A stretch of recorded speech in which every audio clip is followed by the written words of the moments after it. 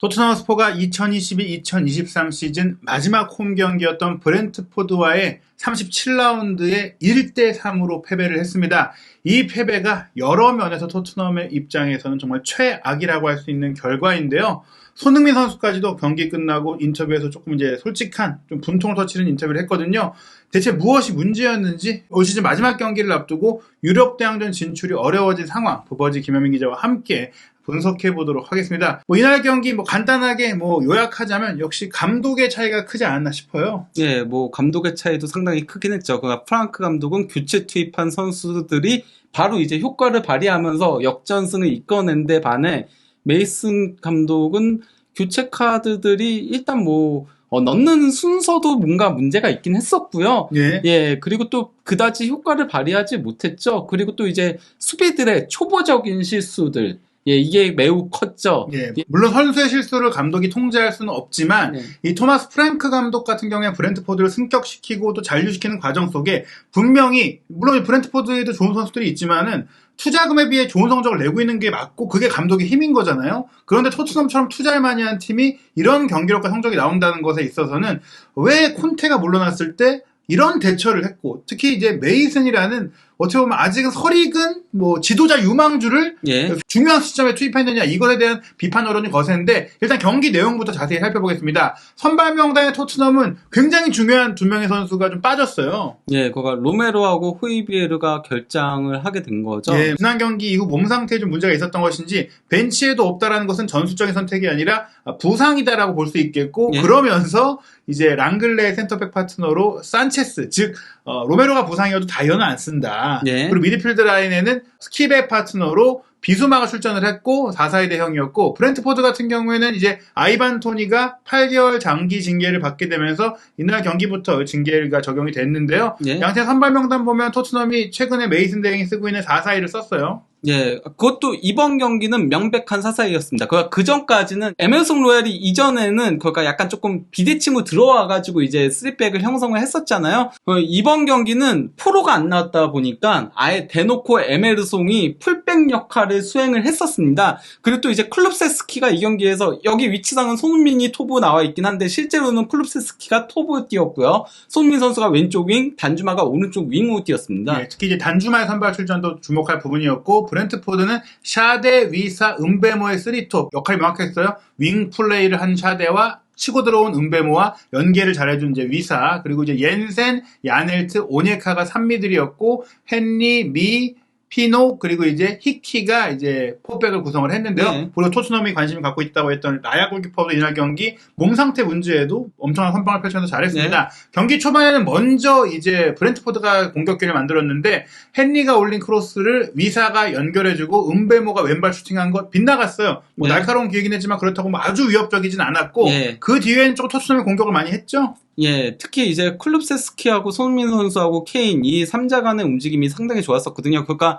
4-4이긴 했지만은 이 경기에서는 케인이 상당히 밑으로 많이 내려와서 플레이를 하긴 했어요. 하지만 이 장면은 클룹세스키가 이제 케인한테 패스를 주고 이를 받은 이제 케인이 슈팅을 가져간 게 골키퍼 정면을 향했던 장면이긴 했었고요. 그 장면 뒤에 이제 기가 막힌 골이 나왔고 사실 토트넘이 또 홈에서 선제골 넣을 때는 그 결과들이 좋았기 때문에 기대할 만한 장면이었는데 8분이었어요. 이번에는 이제 좋은 위치에 프리킥 기회가 있었고 케인이 차려고 할 때 조금 이제 기대가 안 됐거든요. 근데 클루세스키가 살짝 백힐로 밀어준 거를 케인 선수가 오른발 슈팅으로 후렸는데 수비벽을 넘어서 골키퍼의 손이 닿을 수 없는 케인이 거의 프리킥 가까운 장면이긴 했는데 멋진 명품 슈팅을 때렸다. 다만 이건 프리킥이 아니죠.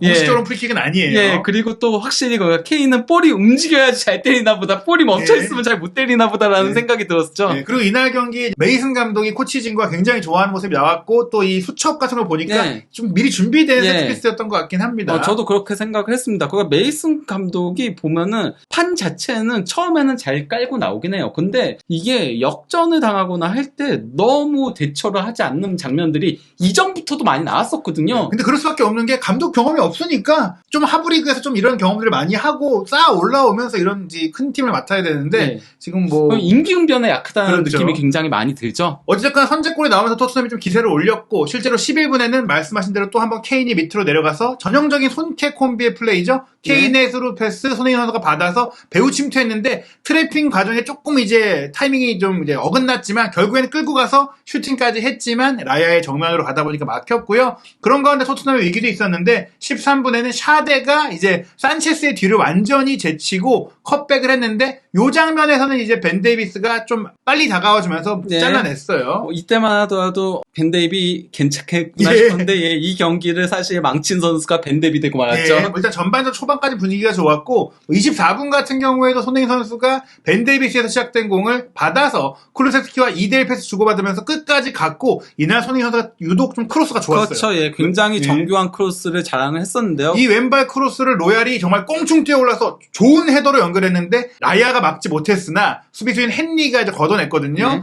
손흥민 선수의 어시스트가 될 수 있었지만 무산이 됐던 장면이고 이 장면에서도 클룹의 센스 있는 플레이가 있었어요. 그러니까 클룹이 최근에 계속 안 좋았는데 그래도 이 경기만큼은 좀 예전에 그런 센스 있는 플레이들이 나오긴 했었습니다. 네, 그리고 이제 뭐 그 중간에도 몇몇 장면들이 있긴 했지만 결정적인 또 하나의 장면은 43분 이번에는 손흥민 선수가 오른쪽으로 가서 문전까지 진입한 이후 날카로운 크로스 패스를 올렸고 뒤로 빠져나오는 단주마를 잘 봤거든요. 네. 노린 크로스였고 단주마도 잘 건드렸어요. 헤딩을 잘 돌려놨는데 너무 좀 꺾었다. 그리고 네. 사실 뭐 너무 꺾었다고 하기도 아쉬운 게 살짝 빗나갔거든요. 네. 역시나 손흥민 선수가 어시스트할 만한 기회가 놓쳤고 이제 후반 추가 시간에는 또 쿨루세스키의 스루 패스를 받은 손흥민 선수가 문전으로 치고 들어가서 수비 한 명 제끼고 슈팅까지 가져간 게 또 벤미의 6탄 방어에 막혔습니다. 네. 추가 시간 4분경에는 벤 데이비스가 롱스로인을 보내준 거를 상대에 맞고 뒤로 흐른 걸 이제 클룹세스키가 받아서 그대로 이제 왼발 슈팅을 가져갔으나 여기가 이제 각도가 없는 곳이었다 보니까 골키퍼한테 막히고 말았었죠. 네, 그래도 이제 쿨루세스키가 확실히 좀 좋아졌다. 특히 이날 경기 같은 경우에 앞선 장면도 그렇지만 왼쪽으로 와서도 좀 플레이를 잘 해줘보는데요. 네. 전반전 기록으로 보자면 토트넘이 이제 1대0으로 앞섰고 앞설 만한 경기 내용이었어요. 네, 뭐 슈팅 숫자도 9대4로 2배 이상 많았었고요.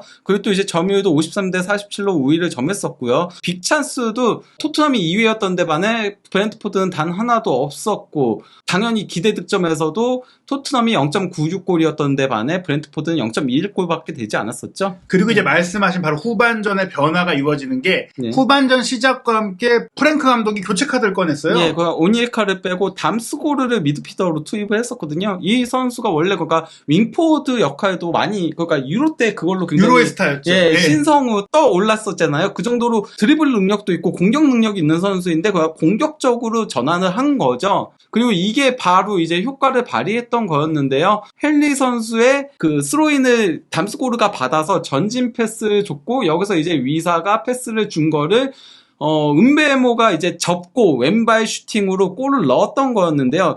일단 여기서 뭐 담스고르가 기점인 패스를 준 것도 좋았고 또 이제 위사의 패스도 좋았는데 사실 이 과정에서 아무도 막지 않은 것도 문제였는데 더 큰 문제는 저는 마지막 순간에 벤 데이비스가 붙어줬어야 됐어요. 이거 그렇죠. 너무 뻔했거든요. 게다가 은베모가 접고 들어오면서 왼발 슈팅 때리는 것은 전매 특허인 플레이인데다가 이날 경기는 토니가 없었기 때문에 은베모에게 조금 집중됐던 그 슈팅이 있었는데 벤 데이비스가 좀 대처가 늦었다. 네, 그러면서 간격을 뒀기 때문에 실점을 허용하게 된 거였죠. 여기서 뭐 포스터 골키퍼의 골키핑도 약간 아쉽긴 했죠. 왜냐면은 각도가 이쪽밖에 열려 있지 않았기 때문에 이쪽으로 먼저 뛰었어야 되는 거거든요. 네. 거기서는 그렇게밖에 슈팅할 수밖에 없었는데 니어 포스트로 때리면은 벤 데이비스한테 막힐 수밖에 없는 상황이었기 때문에 그래서 그런지 중계 카메라가 포스터 골키퍼를 계속 잡아주더라고 이 예. 실점 나오고 나서. 물론 벤 데이비스의 그 도전이 늦었던 것도 잡아주긴 했지만 너무 좀 허무하게 실점을 했다. 이러면서 전반전에 리드가 원점으로 돌아갔는데 그리고 나서 62분에 역전골까지 나왔고 이게 또 굉장히 유사한 슈팅 과정으로 나왔어요. 이게 약간은 조금 파울성 플레이이긴 했었는데요. 예. 케인한테 상대 선수가 파울을 범하여서 연결된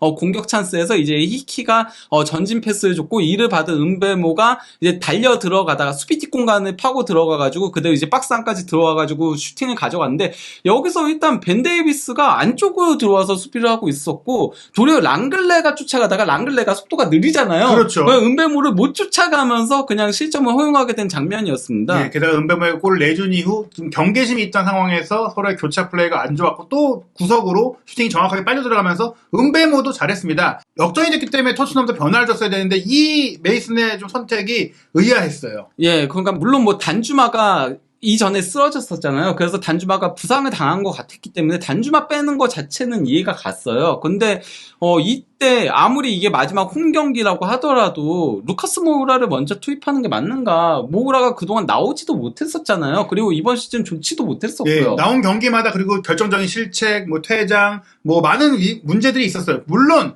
모우라가 정말 그동안 토트넘에서 네. 많은 걸 했고 또 이 경기를 앞두고 눈물을 흘리면서 고별 인터뷰까지 했기 때문에 의미 있는 경기에 출전시켜줄 수 있지만 그건 이제 이기고 있다거나 뭐 경기 끝나기 직전이라거나 이런 상황이었어야 예. 되지 지금 역전당한 상태에서 넣었다? 이거 이해가 안 됐어요. 거기다가 토트넘은 당장 유럽 대항전 진출권이 위태로운 상황인 거거든요. 그렇죠. 정말 진짜 승점 3점이 필요한 경기였는데 예, 이런 순간에 모우라를 투입한 건 너무 감정적인 선택이 아니었나라는 생각이 들었어요. 예, 물론 히샬리송이 들어와서 더 잘했을 거라는 보장은 훈련을 지켜본 뭐 메이슨 감독이 더 잘 알았을 거라고 생각하지만 실제로 경기를 보니까 히샬리송이 더 위협적이기도 네. 했고 모우라는 뭐 별로 그 한참 좋을 때 모습이 아니에요. 도리어 드리블하다가 그냥 뺏기는 장면들이 여러 번 반복이 됐었죠. 예. 반면에 이제 그 브렌트포드는 72분경에 옌센을 빼고 밥티스트를 넣었는데 물론 옌센이 이 경기에서 굉장히 잘하긴 했었는데 중원의 에너지 레벨을 조금 더 강화하기 위해서 밥티스트를 넣었고 이 교체 카드도 나중에 가면은 적중하게 됩니다. 예, 그런 가운데 이제 토트넘의 메이슨 감독은 74분에 또 로얄과 쿠루셉스키를 빼고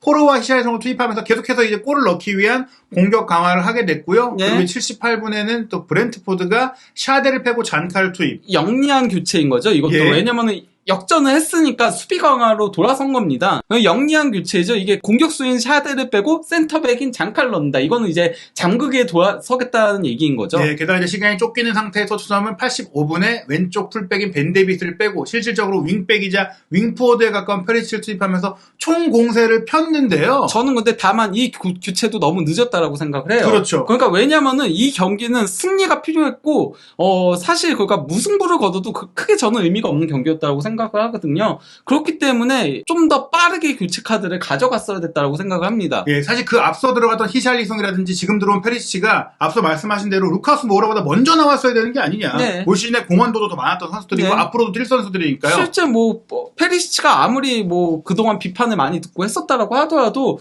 토트넘에서 가장 많은 도움을 올린 두 자릿수 도움을 올린 선수거든요. 예, 이렇게까지 외면할 상황이 아닌데 뭐 지금까지는 뭐 포메이션 변화가 있었다고 치더라도 모우라보다 늦게 나오는 게 말이 되냐. 네. 게다가 이 교체를 했는데 오히려 쐐기골을 토트넘이 내주면서 완전히 게임이 끝나버렸죠. 네, 그리고 여기서 바로 이제 교체 카드가 적중을 한 거죠. 예. 그 스킵이 위험 지역에서 일단 볼 끈 거 이거가 미스죠. 이거 볼 끌면 절대 안 됐었죠. 그러니까 애초에 끌기 전에도 볼 트래핑을 제대로 못하면서 본인이 공을 확보를 못하고 에워싸였을 때 또 처리를 했어야 되는데 네. 판단 미스가 연달아서 나왔어요. 예, 여기서 이제 볼을 끌 때 바로 밥티스트가 따라 붙어가지고 그래서 이제 태클을 성공을 시킨 거였고 여기서 이제 흐른 볼을 은베모가 패스를 준 거를 위사가 이제 마무리 지었죠. 그리고 여기서 은베모 패스가 예술이었어요. 수비 예. 다리 사이로 빠지는 패스였죠. 예, 스킵의 결정적인 턴오버로 인해서 말씀드린 대로 교체 투입된 밥티스트의 압박으로 인해서 이 골이 터졌을 때 사실 경기도 얼마 안 남았고 물론 추가 시간이 9분이나 주어지긴 했지만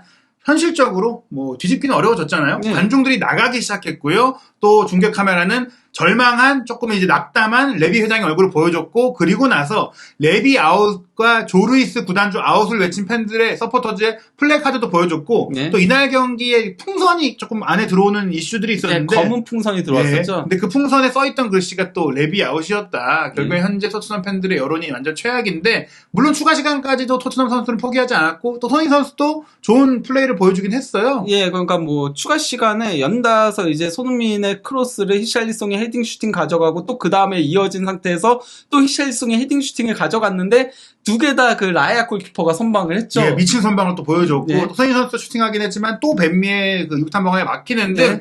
공격진들은 열심히 해봤지만 결국에는 만회골 없이 3대1로 패배하게 됐습니다. 이 경기 자체는 뭐 슈팅 숫자는 토트넘이 22대 11로 2배가 더 많았을 정도로 많이 가져가긴 했었는데요. 그리고 또 기대 득점도 1.8골 대 1.3골. 그러니까 공격진은 저는 제 역할을 했다라고 생각해요. 두 골을 넣을 수 있는 경기였다라고 보거든요. 네. 뭐 두 골 넣을 만한 경기인데 한 골밖에 못 넣었다. 이러면은 뭐 마무리가 안 좋았다라고 얘기할 수도 있는데 라야 골키퍼가 워낙 잘 막았어요. 예, 그 라야가 이번 시즌 프리미어리그 최고 최고의 골키퍼 중에 한 명으로 불릴만한 활약상을 이 경기에서도 펼쳐주면서 왜 본인이 첼시, 토트넘 이런 구단들과 링크가 뜨고 있는지를 확실하게 보여준 경기였어요. 왜 스페인 대표에 대해야 대신 뽑히는지도 보여준 것 같고요. 네. 그리고 사실 손흥민 선수의 또 결정적인 슈팅은 라이아까지도 이제 뚫었다고 볼 수 있는데 또 벤미가 몸을 던졌기 네. 때문에 토트넘의 공격진을 비판할 경기는 아니었다. 네, 그리고 여기서 주목해야 될 게 또 뭐가 있냐면요.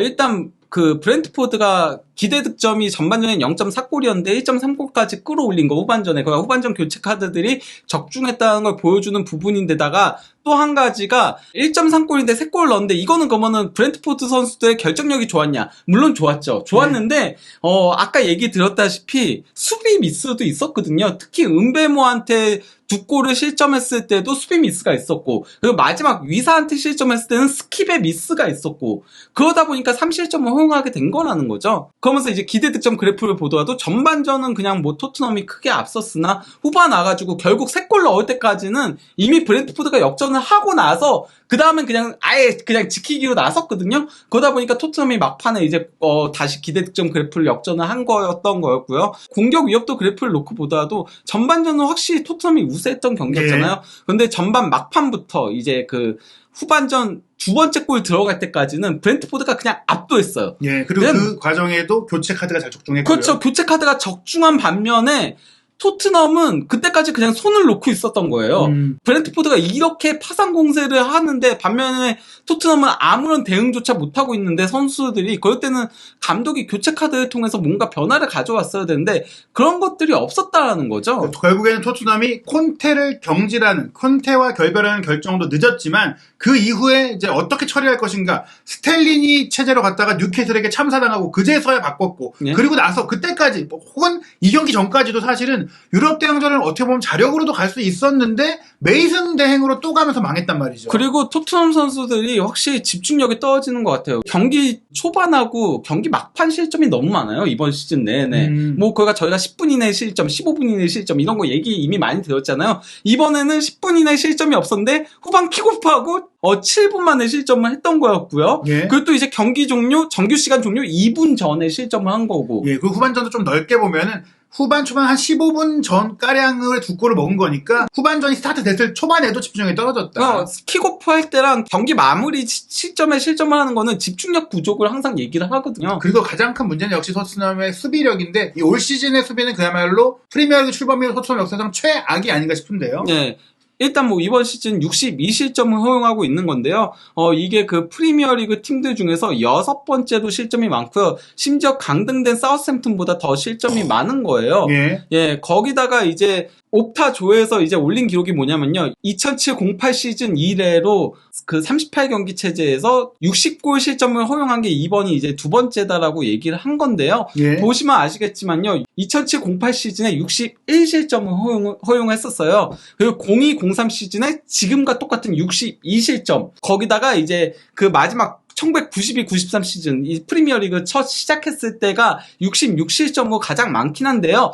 저 때는 42경기 체제였어요. 그렇죠. 그리고 중요한 게 뭐냐? 2007-2008 시즌에 11위였는데 이 이후로 현재까지는 가장 최악의 성적이 11위거든요. 근데 지금 올 시즌에 15년간의 최악의 순위가 될 수도 있다. 그런 가운데 손흥민 선수가 경기 끝나고 한국 팬들을 위해서 아무래도 마지막 올 시즌 홈 경기였으니까 네. 빠르게 이제 경기 후 인터뷰를 이제 스포티비와 진행을 했어요. 여기서 조금 이제 솔직한 얘기를 하게 됩니다. 너무 좀 죄송하다. 그리고 홈에서 3골이나 내주는 건 용납할 수 없는 일이었다. 이렇게 네. 말씀드리기 좀 뭐 민망하지만 그래도 마지막 경기 응원해 주셨으면 좋겠다라고 얘기를 했는데 표정이 너무나 안 좋았고 용납할 수 없는 일이라는 발언도 굉장히 강력했는데 사실 손흥민 선수는 이런 말을 할 좀 자격이 있는 좀 활약을 했던 것 같아요. 예, 물론 뭐 후반에 와서는 팀 자체가 너무 밀리다 보니까 손흥민 선수가 후반에는 볼 터치할 기회조차도 없긴 했어요. 그렇죠. 보이지 않았죠. 예, 그 막판에 조금 이제 몰아칠 때 그때 제외하고는 근데 전반전에는 진짜 손흥민 선수가 공격 전반에 걸쳐서의 영향력이 굉장히 컸었거든요. 예. 그래서 이제 이 경기에서 슈팅 3회를 가져갔었고 찬스 메이킹도 4회로 가장 많았었고요.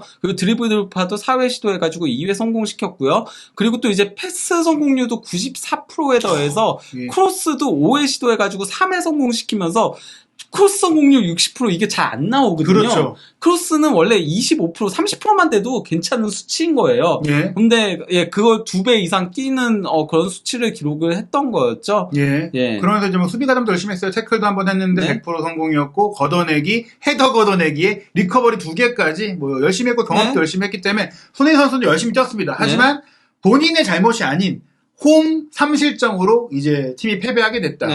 그래서 이제 뭐 득점 찬스 패스 같은 경우도 손흥민 선수가 가장 높았었고요. 이 그래프 보시면 아시겠지만. 양팀 통틀어서죠. 예. 그리고 또 이제 공격 시퀀스 관여도 일단 뭐 슈팅 3회 그리고 또 이제 찬스 메이킹 4회에 또 이제 슈팅에 관여한 그 빌드업 과정 그것도 2회가 있으면서 9회로 이 역시 가장 많았어요. 이 골이 도움을 기록한 은베모보다도 더 많았던 거예요. 예. 그리고 또 이제 뭐 이거는 이제 공격 관련 세부 기록들인 건데 대부분의 지표들에서 저기 다 최상위권에 있는 거잖아요. 기대 위협도 가장 높았었고 위협적인 그 리시브도 가장 많았던 거였고 예 그리고 또 이제 전진 캐리도 최상위권에 위치했었고 그리고 전진해서 볼을 받은 것도 이거는 최상이었고 또 이제 드리블 성공도 최상이었고 손흥민 선수 입장에서는 정말 할 수 있는 모든 걸 다 했고 팀의 전술적인 상황에도 열심히 그 분투를 했는데 사실 뭐 손흥민 선수가 이제 홈에서 3골을 내준 것은 용납할 수 없는 일이라고 한 게 수비진만을 비판하기보다는 이제 수비조 팀원 전체가 해야 되는 거니까 뭐 그렇게 얘기할 수도 있겠지만